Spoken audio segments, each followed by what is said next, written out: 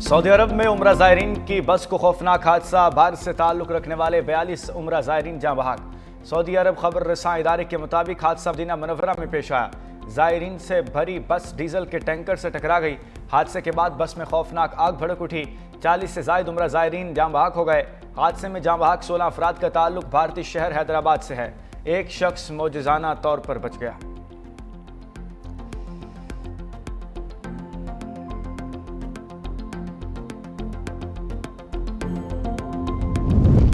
बांग्लादेश की अदालत ने तलबा तहरीक को खून में रंगने वाली साबिक वज़ीर-ए-आज़म शेख हसीना वाजिद के खिलाफ फैसला सुनाना शुरू कर दिया।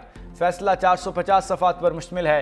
साबिक वज़ीर-ए-आज़म के खिलाफ इंसानियत के खिलाफ संगीन जराइम का मुकदमा दर्ज है।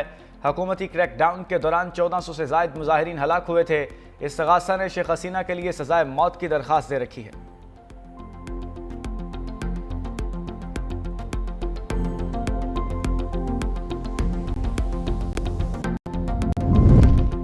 वज़ीर-ए-आज़म शहबाज शरीफ एक रोज़ा दौरे पर कराची पहुँच गए। वज़ीर आला सिंध मुराद अली शाह ने इस्तकबाल किया। वज़ीर-ए-आज़म शहबाज शरीफ कैंट रेलवे स्टेशन के तोसई मनसूबे का जायज़ा लेंगे। कैंट स्टेशन पर बरकी ज़ीने नस्ब बैनुल-अक़वामी मयार का इंतज़ारगाह भी बनाई गई है। मुसाफिरों के लिए डिजिटल टिकटिंग मशीन, वाईफाई सहूलत भी फराहम। वज़ीर-ए-आज़म कैंट स्टेशन के तोसई मनसूबे की तकरीब में शिरकत करेंगे। वज़ीर-ए-आज़म शहबाज शरीफ साबिक़ वफ़ाक़ी वज़ीर अब्दुल क़ादिर पटेल से मुलाकात करेंगे। वज़ीर-ए-आज़म कराची में नून लीगी रहनुमाओं से भी मिलेंगे।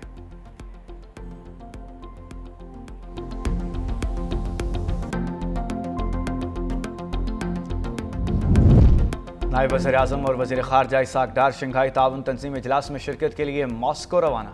इसाक डार SCO सरबराहान हुकूमत इजलास में पाकिस्तान की नुमाइंदगी करेंगे। तर्जुमान दफ्तर ख़ारजा के मुताबिक पाकिस्तानी वफ़द को इजलास में शिरकत की दावत रूसी वज़ीर-ए-आज़म मिखाइल मिशुस्तिन ने दी।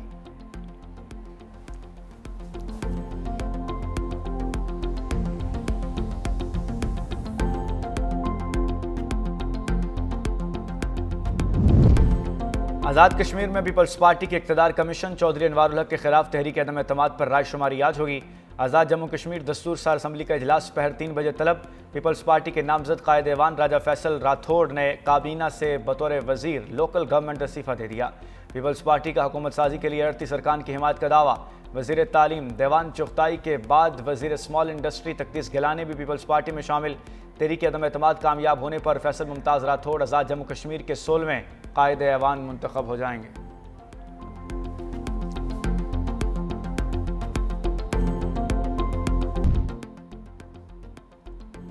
गैर कानूनी तारकीन वतन की बढ़ती हुई आमद, बरतानवी हुकूमत का डेनमार्क की तर्ज पर इमिग्रेशन और पनाहगज़ी पॉलिसी पर सख्ती का फैसला। कवानीन में अहम तब्दीलियां आज पार्लियामेंट में पेश की जाएंगी। बरतानवी वज़ीर दाखिला ने कहा, गैर कानूनी हिजरत हमारे मुल्क को तकसीम कर रही है और बरादरियों में दरारें पैदा हो रही हैं। गैर कानूनी तारकीन वतन कवानीन को तोड़ते हैं, निज़ाम का गलत इस्तेमाल करते हैं और सजा से बच निकलते हैं। गैर कानूनी तारकीन वतन को कंट्रोल और इंसाफ को निज़ाम में वापस लाना हमारा अव्वलीन मकसद है।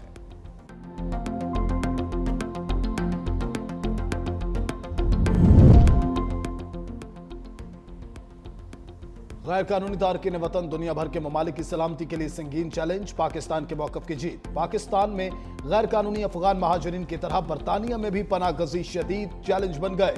दी गार्डियन के मुताबिक पनाहगज़ीनों का निज़ाम काबू से बाहर और मुल्क को तकसीम कर रहा है। अगर तारकीन के आबाई ममालिक महफूज हो जाए तो उन्हें वापस जाना पड़ेगा। पनाहगज़ीनों को मुस्तकिल के बजाय आर्जी हैसियत दी जाएगी और हर 2.5 साल बाद दरखास्त देनी होगी। गैर कानूनी तरीके से आने वालों को मुस्तकिल रिहाइश के लिए 20 साल तक इंतजार करना होगा।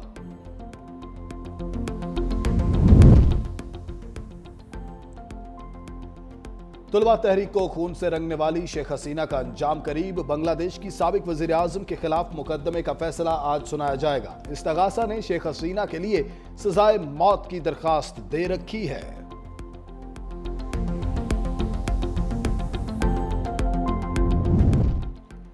लाल किला कार बम धमाके की तहकीकात में नया रुख। भारतीय तहकीकाती एजेंसी का खुदकुश बमबार के साथी की गिरफ्तारी का दावा। भारतीय मीडिया के मुताबिक अमीर राशिद अली को दिल्ली से गिरफ्तार किया गया। अमीर रशीद अली पर मुबैना खुदकुश हमला आवर इमरान नबी को गाड़ी दिलाने का इल्जाम। गोदी मीडिया अमीर राशिद और दीगर की गिरफ्तारी की खबर 11 नवंबर को पहले भी चला चुका। 11 नवंबर को गिरफ्तार शख्स की 16 नवंबर को दोबारा गिरफ्तारी। क्या कोई नई साजिश है?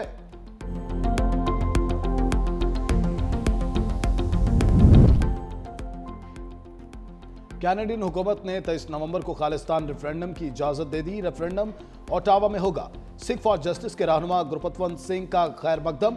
अमेरिका, यूरोप और दीगर ममालिक से हजारों सिख कनाडा पहुंचना शुरू हो गए। गुरपतवंत सिंह ने कहा, रेफरेंडम भारतीय पंजाब को आजादी दिलाने की कानूनी और जमहूरी कोशिश है।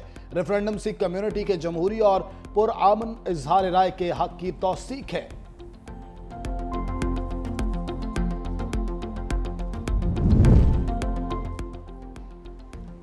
कनाडा और अमेरिका में भारत की सरकारी सतह पर मुबैना मुदाखलत पर नए इंकिशाफात। इंटरसेप्टेड कम्युनिकेशंस में भारतीय हुकूमत के मुलविस होने के शवाहिद सामने आ गए। पाकिस्तान के देरीना मौक़िफ़ की तस्दीक। माहिरीन का कहना है कि भारत में इंतहा पसंद हिंदुत्वा सोच ने रियासती इदारों को जहरीला कर दिया। मोदी अमित शाह क़यादत के दौर में भारतीय हुकूमत बैरून मुल्क मुखालिफ आवाज़ों को खामोश कराने के लिए खुफिया कार्रवाइयों में मुलविस पाई गई। ये सफारतकारी नहीं, ये सरहद पार दहशतगर्दी है। आलमी बरादरी को भारत के बढ़ते हुए रियासती तशद्दुद पर फौरी नोटिस लेना चाहिए। रूस से कारोबार करने वाले ममालिक को सख्त पाबंदियों का सामना करना पड़ेगा। सदर डोनाल्ड ट्रंप का दो टोक पैगाम। कहा, रिपब्लिकन अरकान ऐसी कानून साजी पर काम कर रहे हैं जिसके तहत रूस के साथ कारोबार करने वाले किसी भी मुल्क पर पाबंदियां आयद की जा सकेंगी। इक़दाम से रूस और उसकी कमजोर मईशत पर दबाव मजीद बढ़ेगा।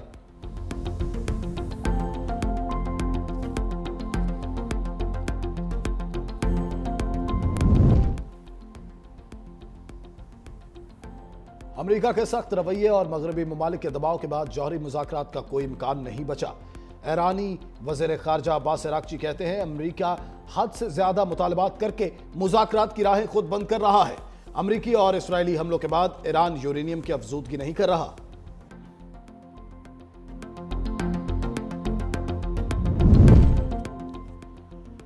कांगो में कान ट्रेल गिरने के बायस 32 मजदूर हलाक हो गए। कॉपर और कोबाल्ट की कान में भीड़ के बायस अफरा तफरी फैल गई। मुबैना तौर पर फौजियों की फायरिंग की आवाज से भगदड़ मच गई।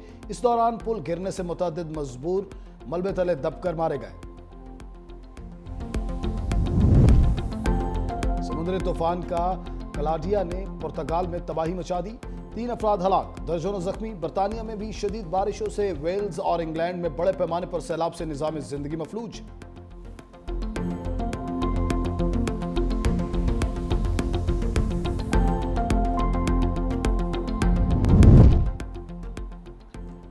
SIFC के मौसर इकदाम से पाकिस्तान की टेक्सटाइल सनत में जदीद टेक्नोलॉजी का फरोग। 31वीं टेक्सटाइल एशिया इंटरनेशनल नुमाइश कॉन्फ्रेंस 22 नवंबर को लाहौर एक्सपो सेंटर में होगी। जनूबी एशिया की सबसे बड़ी डिजिटल टेक्नोलॉजी और टेक्सटाइल और गारमेंट मशीनरी नुमाइश ई-कॉमर्स गेटवे पाकिस्तान के ज़रिए इंतजाम होगी। नुमाइश में चीन, तुर्की, Germany, Italy, Japan, Korea, America और फ्रांस समेत दुनिया भर से 2000 से जायद ब्रांड्स की शिरकत और हजारों तिजारती वफूद की आमद मुतवक्के।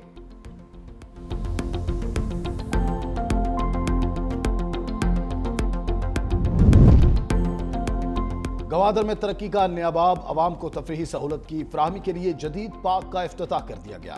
इफ्तिताही तकरीब में GOC और डिप्टी कमिश्नर गवादर की खुसूसी शिरकत।